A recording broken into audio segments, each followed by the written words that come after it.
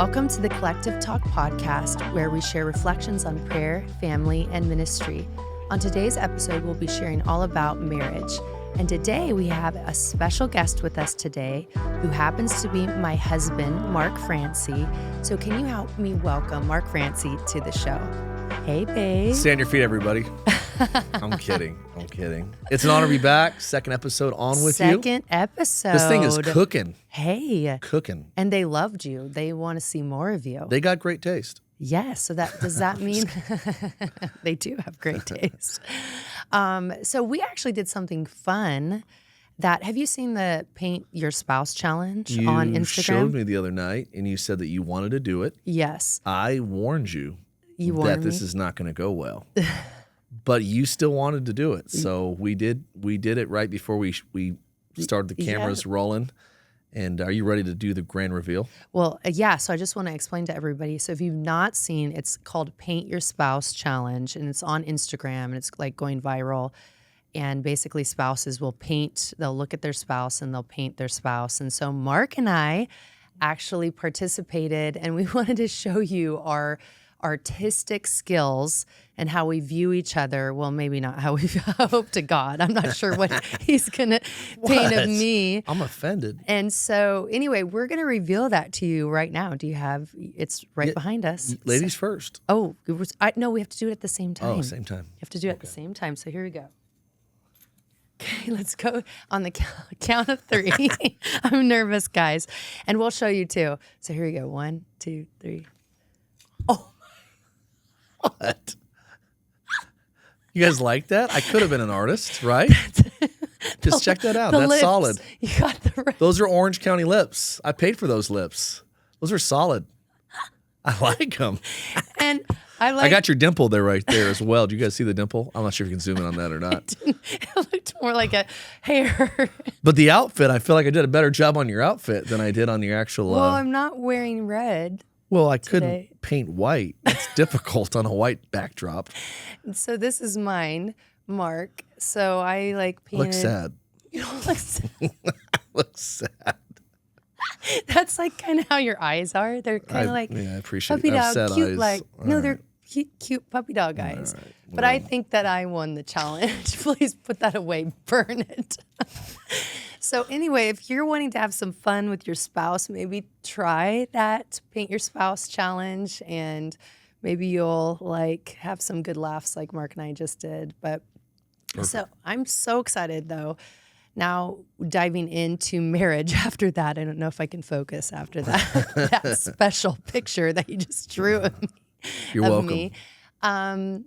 So last episode that you were on with me, we talked all about marriage and 100% honesty, 100% forgiveness. Mm-hmm.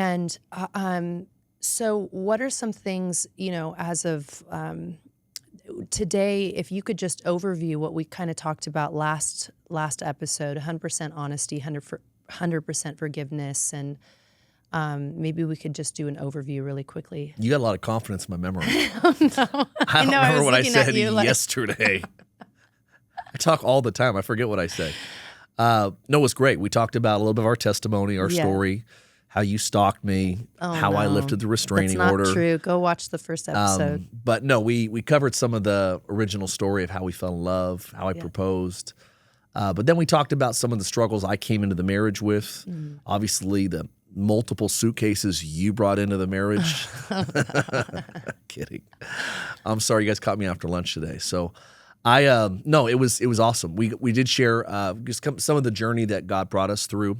I would say this. I think, you can tell a lot of times when you feel like God has freed you in an area, when you can talk about something that probably should be full of shame or sadness and grief, and you can talk about it openly. And so I would just encourage some of you, as God's leading you out of your own journey, there's something about when God sets you free that you feel like you can talk about some of these things and it's not heavy or burdensome. So for us, our journey was pretty wild. Rachelle never kissed a guy, never held a guy's hand, never dated a guy.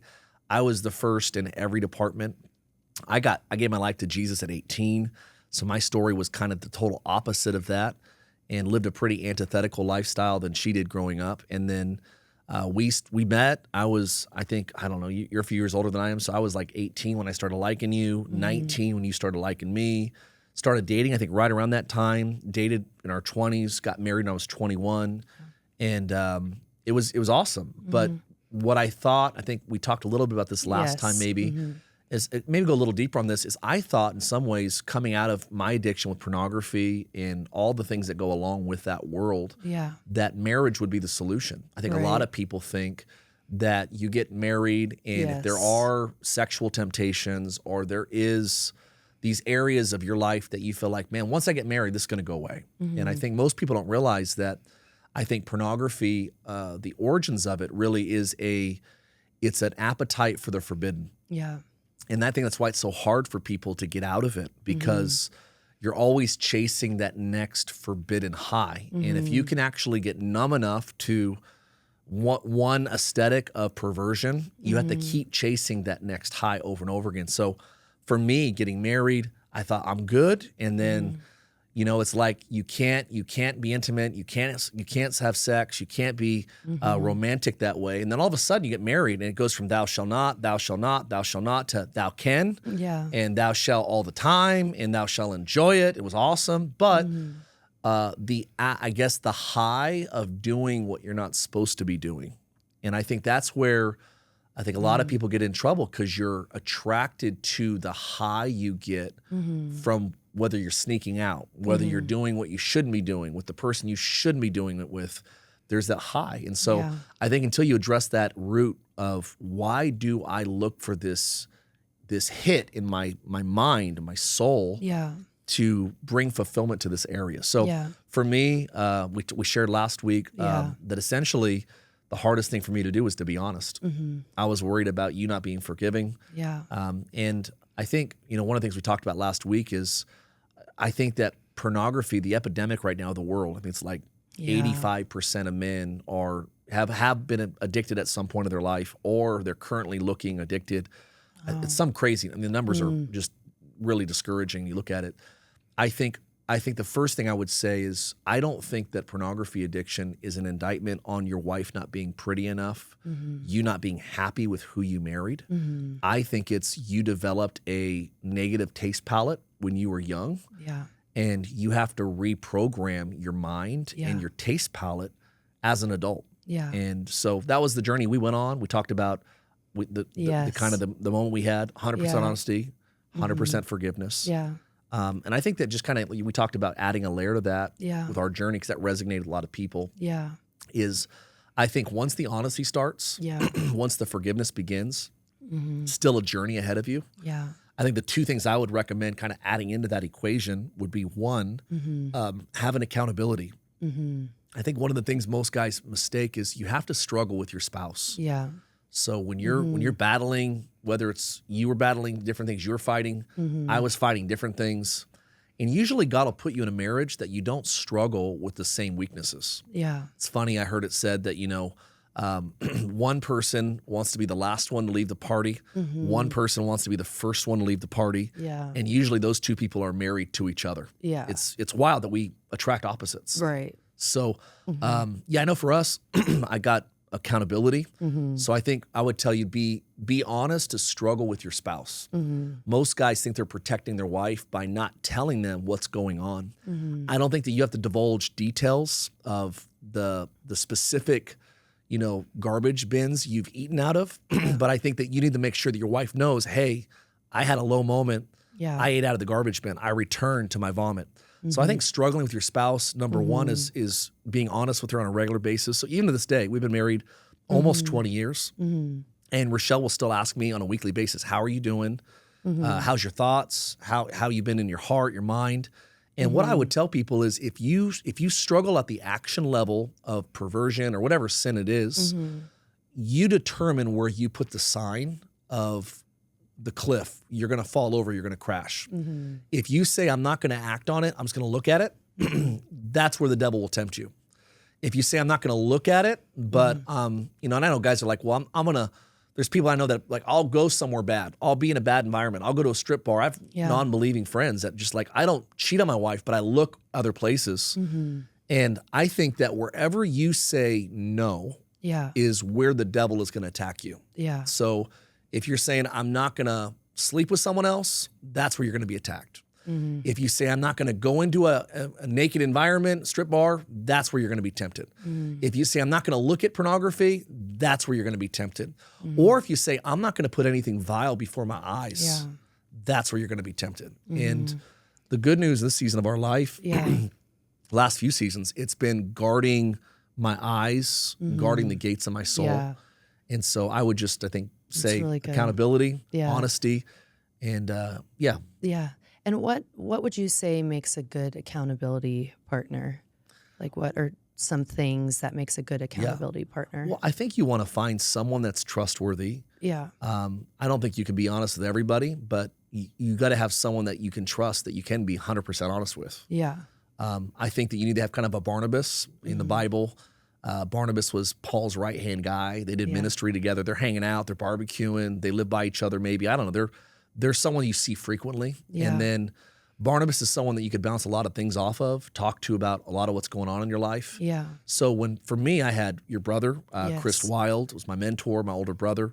And then one of my best friends, Shane Grove. Yes. These were guys that as I was journeying, I was being honest with you saying, hey, Right. I slipped up. I looked at this, I did that. Mm-hmm. So I would tell you, but then I would let them know the weeds of Yeah. kind of what I got stuck into. Hey, I saw this and then this So led to you that. wouldn't divulge every detail. Yeah. I think you can Right. damage your spouse. Yeah. If you're telling them, hey, I had this, I saw this type of girl and this and that. I think that the details of it Yeah. would actually do more damage. The goal is to get your spouse out of the pit. Yes. I don't think that you need to go in the pit and see what kind of garbage he's been snacking on. Yeah. So I think for me, going to my accountability partners, which again, I think there's someone that's trustworthy, Yes. someone that maybe loves God, knows God better than you do, Yeah. or at least on the level that you do. Yeah. It's always easy to find someone that's struggling way worse than you are. Yeah. And you feel good about yourself because you're like, hey, I slipped up once in a year. This guy's slipping up every week. Yeah. I wouldn't find someone that's weaker than you are Yeah. in that area. Yeah. I'd find someone that's stronger than you, someone that maybe doesn't struggle at all in that area. Yeah. And that would be your go-to person Yeah. that, hey, check on me every week. Just ask me a couple questions. How's your Bible reading? How's your prayer life? Yes. How you been with your marriage? And hey, how you been with your purity? That's good. Those are the questions that week after week we'd ask. And I think that this is important. You have to celebrate progress, Yeah. not perfection. Yeah. If I would have waited for perfection to celebrate, it would have been a long, really good. hard road. And so maybe you're like, hey, for me, I'm like, well, before Jesus, I lived really dark. I had Playboy magazines and all the stuff that went along with that world. Yeah. And so for me to go, this was something that was weekly for me, Yeah. to now it's monthly. Now Yes. it's quarterly. Yeah. Now it's yearly. Now Yes. it's once every couple of years. I think we have to celebrate the progress Yeah. of God has brought me out Yeah. and I'm no longer who I was growing up. Yeah. So I think that's so, so powerful and so good. I think when we're going through that as a young married couple and, 100% honesty, 100% forgiveness, which we talked about last episode. But when you were talking about that, when you would come to me and you would slip up, I'm a very forgiving person. So I would continually forgive you. And so that's just personally. And I think once you stop forgiving, your spouse will stop coming to you. And I think a lot of spouses that we talk to that are maybe they're struggling with some type of addiction or something. Yeah. And the moment that you stop forgiving your spouse is a moment that they can't get free. You have to see that maybe it's not in an instant, but God wants to set them free. So keep on forgiving them, because in that moment when I'm like, okay, I'm going to continually forgive you. Yeah. But the moment that you stop forgiving them is when they stop coming to you. yeah, And then they slip up more. And then it just is like an endless cycle. yeah, And so I could see you getting freer every time you would come to me, because it was less and less time or whatever it was that, at that time you were struggling with. But it was cool to watch you get freer and freer as I forgave you and I kept forgiving you. Yeah. And so I think forgiveness is key yeah, as a spouse. If you are And then I think another thing in coming from my side, I continually forgave, but we fought together. Sometimes it would make me sad, like, but I was never super insecure, like, maybe sometimes I was like, oh, what's wrong with me? But then I thought, no, it's something that he opened up in his younger years that we just need to shut together. Yeah. And so when you fight together as a married couple, you become stronger together. That's right. And so I just saw that. And so I'm like, I'm going to keep on forgiving. I'm going to fight with him. And the cool thing is I didn't give up. I kept, okay, you're going to, because I saw the freedom. You got freer and freer and freer. And that was exciting to me. So I just am like, I'm not going to stop until you're completely free from this. And so I think as a spouse, if your husband or if your wife is dealing with pornography or struggling with some type of addiction, don't ever stop, just keep on loving them, keep on forgiving them. Yeah. Obviously, if it's like abuse in a marriage, that's something that you want to reach out to someone for. For sure. And so you want to instantly get help from that. You want to reach out to a trusted friend or a pastor or a counselor. Yeah. I know that they have abusive hotlines that you can call. Yeah. And so that's something we could put in the description below. But if your spouse in any way is abusive, please seek help. Yeah.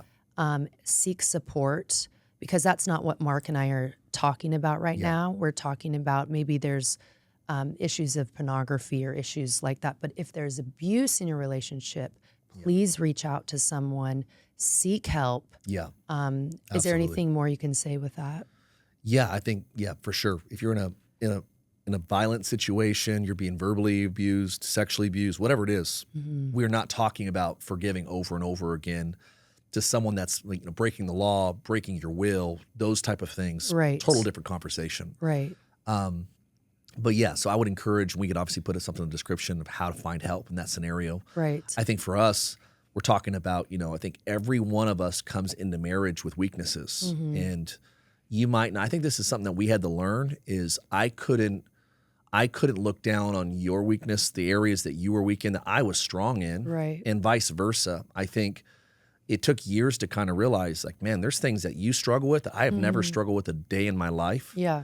And sometimes we compare sins and we go, well, your sin is so much stupider than my sin. And I think in many ways, I would say sexual sin is different. I think pornography is different than other weaknesses that people have in their life. But I think for us, going back to what you were saying, being committed to progress and seeing progress. Yes. And so going back to the accountability, I had two guys that were a little bit older than me, loved Jesus longer than I did, that were checking on me every week. I was talking to every week. Wow. There was series in our life, I guess sequences in the early days of our marriage that I would do good for a stretch, and then I would relapse into some of it.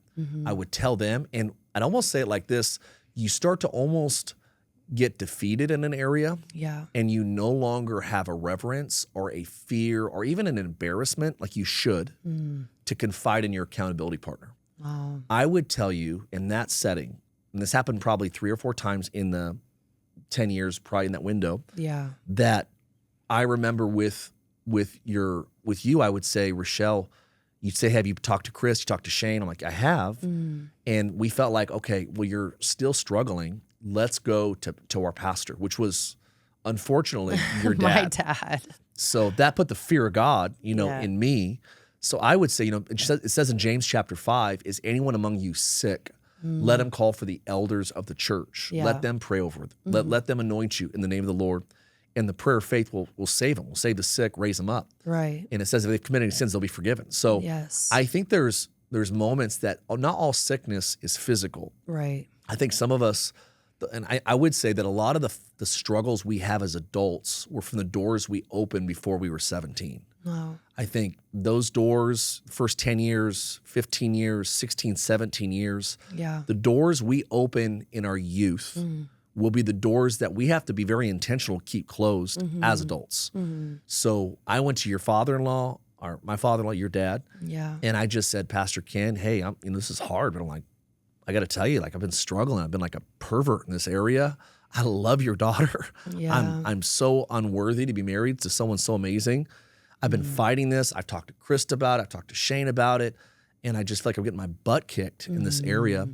And he would pray for me. And I don't know how to explain it. I don't have a theological 5-point dissertation of how this works. But I could tell you that what it felt like in my spirit when I sought out help from your father, my pastor, it felt like when he prayed for me that someone erased all of the graffiti on the whiteboard. And it was like the Holy Spirit reconnected my conscience and I began to feel again in a way that I lost feeling. I think when we repetitively offend our conscience, it gets seared. Yeah. First time the Holy Spirit says, do not do it, and we do it, it's like it breaks loose a little bit. The second time it breaks loose further. Yeah. And pretty soon you're so numb Yeah. that you can't even feel. Man, I don't even feel like it's that wrong anymore. And there's guys that lose their marriages and lose their businesses and lose their families and their kids because at some point when you stop fighting to live free, you'll start to justify and build a case for why it's okay to participate in dark things. And I can't tell you how many people started with Jesus, ended up with Judas, because they started to build a theology that I'm just a guy. All guys like to look at naked people. All guys are perverted sometimes. All guys masturbate. All guys. And I just think that once we start to lower the water table down to feeding our lower nature, that's the one that's going to be in control of your destiny. Oh, that's so powerful. Wow. It's just the moment that you just start justifying your sins. So, and that was my commitment to you. I said, Yeah. Rachelle, I'm not proud of where I came from. yeah. I hate how I've hurt you. And a testament to you, Rachelle, is you've always had this merciful, compassionate gift. And I think that's part of why everyone that gets around you rises higher, because you see them in a low state, but you love them there into a higher condition. And that's who you are. So for me, I think that's a testament of who you were with forgiving me. But I made a commitment to you that I said, babe, I can't promise that I'm going to get 100% free, but I do promise you that I will fight this the rest of my life. Yeah. And if I do die, I will die fighting, and I'll never succumb to just justifying this is who I am. No, it's so good, so powerful. So, what other tools, besides having an accountability partner, what other tools can you suggest to people that are struggling with similar things or addiction? What other things can they do practically? Well, I said a lower hanging fruit would be like, reading. There's a lot of great books out there now, a lot of great software out there now. For a lot of guys, I'm their accountability. So I think it's called Covenant Eyes, I think is one of the major software. There's a lot of, kind of guarding type of software on your cell phone, computers. Also, a lot of great books. I think one of the foremost well-known books in that world is Every Man's Battle. Yeah. Would encourage you getting that book. But I know you challenged me because you're such a person of the word, and you've always been so good at memorizing scriptures that all the areas that you felt like you were challenged in or attacked in, you would memorize verses in that area. And when you felt attacked, you would just start to declare them over your life, pray them over your life. So you kind of gave me that challenge early on in our marriage. Yeah. So I started memorizing every verse I could find in the Bible about blessed are the pure in heart. They'll see the Lord. Yes. That God was with me and not against me, and that if he's on my side, nothing, and all these things I started just memorizing over and over, that if my eyes are good, so will my whole being be full of light. And guard your eyes, Mark. And Job said, I'll make a covenant with my eyes that I might not, sin. Yes. And David said, how can a young man cleanse his way? By taking heed according to your word. And so I started just over and over. I wrote down all these verses and started, in a lot of ways, I explain it like, I think people, when they're born, they have almost a default ringtone. Yeah. A lot of time your ringtone will be similar to your parents' ringtone. And unless you go in there and actually reset the ringtone, it'll have, just like when someone leaves the Apple store, we all have the same ringtone. Yeah. You have to go in there and physically change what it sounds like. And I think that we have to actually go, God, my default setting is this. Yeah.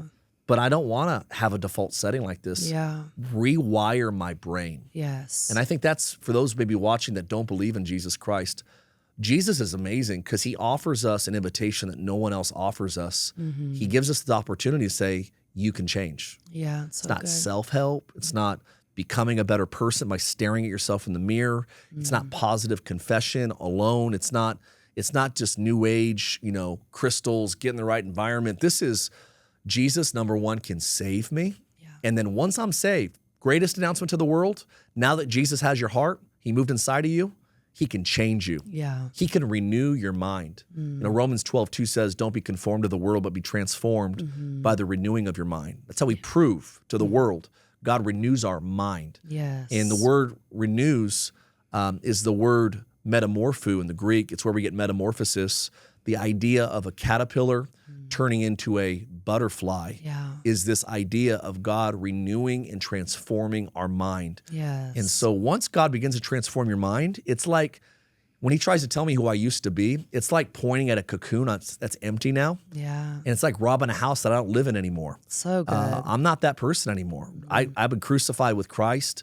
It's no longer I who live, it's Christ who lives in me. So I think every day waking up and just rehearsing the reality and the truths of God that I am no longer who I was, that every morning his mercies are new. And I think that when two people are committed to following Jesus with all that they have, you're going to both at some point, the higher you go, if the destination's the same, even if your starting points are different, the higher you get towards him, at some point you're going to meet. Yeah. And I think that's why if you both make it your aim to pursue God, at some point, there's going to be a divine connection there. So powerful. I think that memorizing is like key to that helped you in battling, all the trash thoughts, I call them. I teach my daughter, both my daughters, like what is a God thought and what's the difference between a God thought and a trash thought. Yeah. And God thoughts are full of peace, full of his word. And, God thoughts never contradict his word. And so trash thoughts are, the lustful thoughts, the lust of the eyes, lust of the flesh, pride of life, all of those are trash thoughts. And so we teach our daughters how to meditate and memorize. Years ago, when I was younger, I heard this sermon from Marilyn Hickey. For some of you that have watched some of her sermons, but she would talk about M&Ms.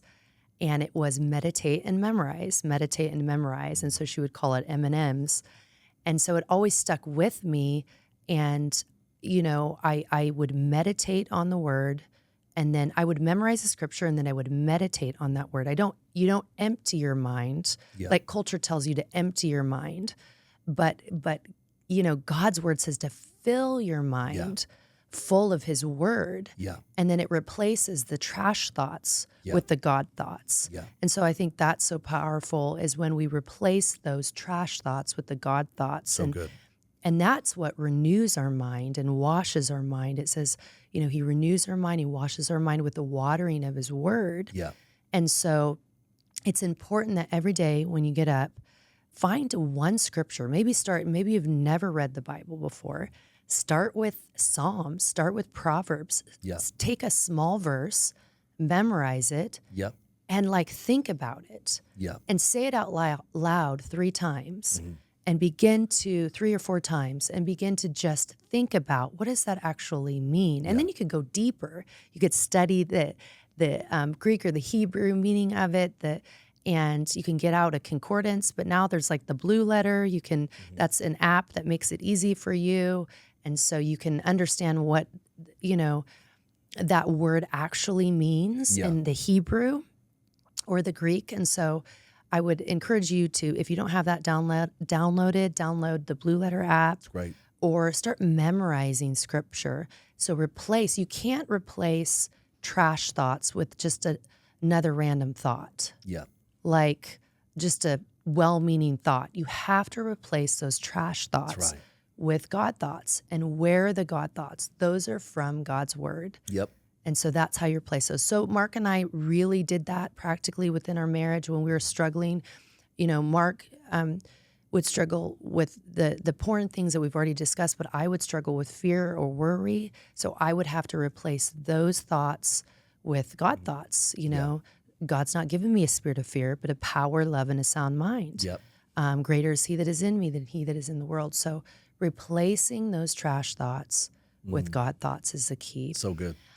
So we're going to kind of shift right now, but what would you say would be like helpful for people that are struggling with, say, like, what are three foxes that destroy a marriage? Or what are things in maybe there's unhappiness within a marriage? Yeah. Or what are things that... Well, it's interesting because I think we talked about this before a little bit, it's a lot of times, there's obvious things that cause divorce, infidelity, and those type of things. But most people that actually, I think, end up in a place in their relationship that they're not happy anymore. Yeah. It's not usually the big ticket items. It's usually the smaller ones. Yeah. And that's what you read, even, you're reading Solomon and some of the verses talking about how it's the little foxes, like you said, that spoil the vines, that ruin the vineyard. And I think some of those little things that become the big things is, we talk to a lot of people, we've read a lot of books, counsel a lot of people. And I think that probably the top three things of why people get into drift in their marriage. The slow drift It's in a marriage, slow drift. right? It's like in the early days, you're 100% attention, 100% affection is on winning your spouse. You conquer, you attain that relationship, you get married, your careers start to take off, you start to have babies, you start to buy houses, you start trying to save up money, you're trying to hustle, and you're going to soccer practices, you're not sleeping, and all these things. And I think that as life gets fuller, your attention gets divided. Yeah. And when that happens, usually the three things that become victims of a full schedule that's not intentional is three probably top reasons why people get unhappy in their marriages is your sexual connection diminishes. You no longer know how to deal with conflict well. You're so emotionally spent that rather than dealing what's bothering you, you just sweep it under the rug. And eventually there's just a major blowout because you're not dealing with some of the drama that needs to be dealt with because you both are so emotionally tapped out from all the cares of life, kids, business, money, travel, all those things. And so I think it's a sexual, usually that's the first piece, not being able to deal with conflict. And probably the biggest thing is communication. I talked to a lot of people that like, I don't even feel like I'm married to my soulmate anymore. I feel like I just have a roommate. I feel like I'm literally we share a house, we share bills, we share kids, but we don't have any of that spark that we had in the early days. And so I think the first thing, I think everyone goes through, it's almost like a dance that you have to realize, hey, how is the space between us right now? Are you moving too fast? Am I moving too slow? Are you too far apart? Am I not where I should be? And I think every day we have to reassess, how is the space right now between you and me? And I think those three areas, and the last one, communication, is basically that you spend about 90% of your conversations talking about business, talking about, hey, this is what we have to do this week. These are the bills we have to pay. These are the people that we got to meet with. Our kids got to be at soccer here, and they got to be at practice there. And you have the hair appointment. I have to go do this podcast. And it's like you're going in different directions. Right. And what'll happen for a lot of people is I've talked to guys, they go, hey, I don't even want to talk to my wife because every time she wants to talk, it's about she needs something or she's upset about something. And so you have guys that want to play with their toys in their caves. And you have women they get lost in romance novels and The Bachelor on TV and all these other things because they're dissatisfied with what they've lost in their husband. So you have two people that are on different wavelengths. And I think the first step to get back is realize, hey, we've drifted in these areas. Our sex life's not where we want it to be. We're not dealing with conflict well right now. Our frustrations well right now. And we're not having meaningful conversation. It's just work related or it's just business related. And we're basically in a glorified roommate situation. So I think, and we've talked a lot about this over the years, is when you feel like you're drifting, doesn't make you a bad person. I think it's good things. It's the answer to your old prayers that led you to the season you're in of why you're so full, why you're so busy, why you have kids running here, running there, that's caused the drift. I think the first step is just being aware that, hey, we need to have significant connection. Yeah. So for me and you, I mean, we're pretty good about being intentional. Intentional with like, hey, let's do like a little micro trip. Yes. It could be a staycation. Hey, we're gonna get a hotel room one night or two nights. We're gonna get someone to watch the kids. Yeah. It's gonna cost $400, $500, which is way cheaper than a $100,000 divorce. Right. And I know people that are too cheap to value investing into their marriage, but we're pretty good. Your birthday, we do a trip, just the two of us. Yeah. 3 or 4 nights, we go somewhere. Yes. Our anniversary, the same. So we have at least 2 trips a year that are no kids. There's going to be lots of romance, lots of meaningful connection, conversations. Yes. And it's a way to kind of reconnect. It's so good. And I think that if you don't have that, being aware that there's a space that you've drifted, first step is going, hey, babe, I think we've been too busy. We've been pulled in all these other directions. Let's clear our schedule next week. Let's do this date night. Let's do an overnight thing. Let's do a 2-night thing. And again, I think it's important because most people, they make excuses of why they can't afford it or how indispensable their schedule or their time is. But I've learned that there's funerals full of indispensable men and indispensable women that thought they couldn't afford to take a few days off of work. Yeah. And when they were gone, their businesses kept on moving forward. Their ministries kept on moving forward. So I think that just valuing for us, we just did a trip for our daughter for her 16th birthday. And we have a lot of stuff going on right now. We're getting ready to the largest baptism in history. We're building a building. We're dealing with all types of college graduations and all these things, moving churches growing at a rapid rate. But it's like your daughter turned 16 one time. Yeah. And so I think having a good pair of brakes on your life that when you go, hey, I think we're going too fast in the wrong direction. Let's hit the brakes and let's get on the same trail again. We all have to do it, but it's important. It's so good. It's powerful. I think I heard this quote and I think it's so good to what you're saying, but marriage is like a duet. When one sings, the other one claps, and it's so good. Yes, like that.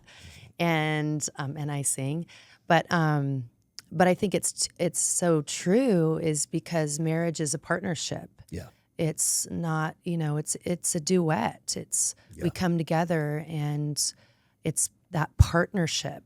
And so I think that was so good. And in all seasons of life, it's not, just you doing your own thing and just me doing my own thing, but it's a beautiful duet coming together. And I think that's how God intended marriage to be, is a beautiful duet. And if you've not, I grew up in a family where we all sing, and Mark's family does not know. I'm offended.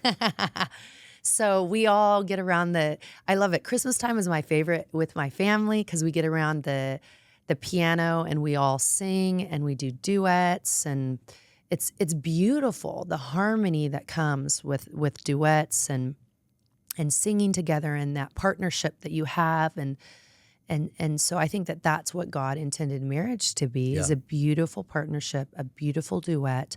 When you come together, you work together, maybe one's singing and maybe the other one's clapping, but that doesn't make one or the other better. It just makes you a better partner for your spouse. And so I thought that was a beautiful quote. Really, and so I just think, Mark, what do you think would be some more practical tips that you could give to maybe a newly married couple that maybe they're struggling? I think we addressed this last episode, but maybe there's some more practical tips that you could give to some newly married couples that are in the first year of marriage. What are or the first few months of marriage? What are some good practical tips that you could give to those first year married Man, that's a married loaded. couples? I think there's a lot of things you could say. It's a great question. I think probably the big ticket would be who are your closest relationship friends? I think whether you're old married, young married, I think that many times we underestimate how powerful and how impactful your closest friendships are. Yeah. So if you're hanging out with people that they argue in front of people and they're rude to each other and they're not very polite to one another. I know we have a couple friends that one of them is, he's like, they've been married for a long time. We just got to go on a trip with them to Florida. And this guy, I mean, I thought I was pretty, a pretty good gentleman. Yeah. And this guy is like the most gentleman guy I've ever been around. For sure. And I'm like, I got to do a better job treating Rachelle better. Yeah. And I think I do a pretty good job. Yes, but you do. compared to this guy, I'm like, they've been married for like 40 years. And he's so honoring to his wife. And so he's pulling the chair out. He's opening the door. I heard a joke that said, if you see a guy opening the door for his car, for his wife, it's either a new car or it's a new wife. Oh my and I'm gosh, just like, that's ruthless. But this guy, I got around him, and because they're friends of ours. Yeah. He's just sweet couple. And being around him, seeing how long they've been married, almost probably almost twice as long as we have. And the way he still talks to her, the way he still honors her, the way he respects her. I would say if you're a young married couple, find some friends that have been married twice as long as you, 3 times as long as you. Have those older couples that still love each other. Yes, still are so on good. fire. Yeah. And I think that creates a case for you to go, look, we can and we will be like them in the future. Because you'll become like who you hang out with. Yeah. So if you're hanging out with friends that they're struggling with flirting with other people, or they're poor with their money, or they're making bad decisions, or they have low integrity or low morality, that's going to rub off on both of you. So I would say be very selective with who are the closest relationship friends. Yes. Who do you hang out with on the weekends? Who'd you go on vacation with? Yeah. Don't select friends that you don't want your marriage to become like. So good. And don't you think that's why it's so important for married couples to be planted in a local church? 100%. So they have like a community of strong other married couples? Absolutely. What would you say to that? Yeah, and I think some people go, well, I've been to church, I don't like the people there. Then look for another church. I went to church, I didn't like it, I had a bad experience. Well, I've ordered some bad tacos at Taco Bell, but I'm coming back. Like, I'm not done eating tacos because I had a couple of bad tacos. So I don't think there's a perfect church, because churches have people in them. There's no perfect people. But I do, to your point, Rachelle, I think there's a church that's perfect for everyone. Yeah. And your responsibility is, hey, how can me and my husband, me and my wife, let's get into a church. There's a lot of different churches out there. Yeah. I would say the church landscape is as broad as the restaurant landscape. Right. You have Taco Bell, you have McDonald's, you have Javier's, you have Mastro's, you have kind of everything in between. That's right. There's going to be fine dining, and there's going to be fast food, and you got to find the place that kind of matches your appetite. Yeah. Matches the demographic that you're in. Yeah. Some churches you go to, there's no one under 70. And some churches you go to, there's no one over 20. Yeah. So you got to find a place that's full of like-minded people. They love Jesus. They honor the Bible. And I would recommend make the people in that church join a small group. Yeah. And make those people your closest influences. So good. And I do think that you will become, not only financially, you're going to become relationally, you're going to become morally very similar to the people, your closest 4 or 5 friends are going to dictate who you become. Yeah. So I think in many ways, and again, if you pick good friends, if there's something unhealthy in your marriage, and maybe you don't know you're in an abusive relationship, or maybe you don't know you married a narcissist, or maybe you don't know, like, hey, we got married, we haven't slept together in 6 months. Maybe you don't know that that's wrong. When you're in a healthy friendship community, you can talk to someone and you go, hey, you're talking to your best friend and you're saying, hey, Sarah, is this normal for Mark to be like this and for us to be like this? Right. And so I think it's important that the friends you surround yourself with are going to be, I think, in many ways, navigational lights to get you to a healthy future. Yes. So pick your friends carefully. So good. Okay, so this is on a different topic, but... You want to see my picture again? No, definitely not. No, that's like... Please put that away. Okay.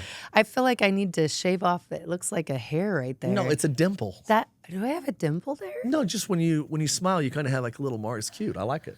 Little marks. I captured it. Oh, no. It's a little dimple when you smile. Okay. Well, okay. So you have a gift. It's not your artistic skills, just so you know. But it is to embarrass me. Fine. So what? It's an art. You love and. Mark loves to embarrass me, and I just get embarrassed easily. It's the simple things in life. Me and Kenzie, my oldest daughter, she and I get really embarrassed by things that Mark does. So what are some things that that you keep it fun in our marriage? Like, that embarrasses me. Again, I think you usually marry someone that's the opposite of you. So Rachelle is very put together, very perfect, very proper, very protocol centric. And I came from the wrong side of the railroad tracks.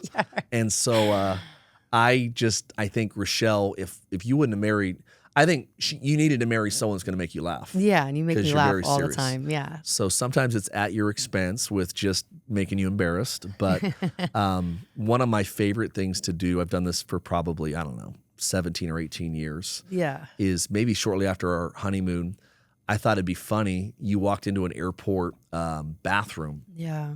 And it was full. Ladies were walking in there, just tons of ladies. But it didn't have a door. It just had, the hallway that kind of curves around airport. Bathrooms, yeah. And so I'm like, it'd be kind of funny to just, because you were taking a little bit of time. Yeah. Like, you might have been changing or something. I'm not saying it was bad. It happens. But I just remember, I'm like, I'm gonna just. No, it's because girls have lots of lines in the bathroom. Okay. Whatever you gotta say to help yourself sleep at night. But I just yelled. I just remember, I'm like, it just popped in my head. I'm like, this would be so fun. And I just yelled as loud as I could. Like, Rachelle. Yeah. I'm like, are you okay in there? And ladies start walking out. And I don't know. It was goofy. I know it's silly, elementary and dumb. But I got a good kick out of it. But I could just picture Rachelle just turning beet red, at the sink, washing her hands, hoping that someone else's name is Rachelle. But I've been doing that ever since. So but just as of recently, you did that at a bathroom to Kenzie, right? Yeah. When I take Kenzie on trips with me, sometimes I try to do the same thing. And then, was it Kenzie or was it me? And then a lady came out. Yeah, I took Kenzie. We were in Mexico at a wedding, and it was another Kenzie. She came out sipping like a Slurpee or something out of the bathroom. It was funny. So Bodie, he's a funny guy in our church, he screenshotted it, and he almost wanted to make a meme out of it because it was pretty funny. This lady came out like, I'm yelling Kenzie, and she has a Slurpee in her hands, and she's like comes out like so concerned at what am I doing yelling this name. Concerned that she has a Slurpee in her hand. What was she? I don't know. Slurping on the Slurpee. You get thirsty in the bathroom. sometimes in the bathroom, But anyways. And another time, just as of recently, Mark makes it fun. We just went on a trip just as of a few days ago, and for our older daughter, her 16th birthday. But it was in the hotel lobby.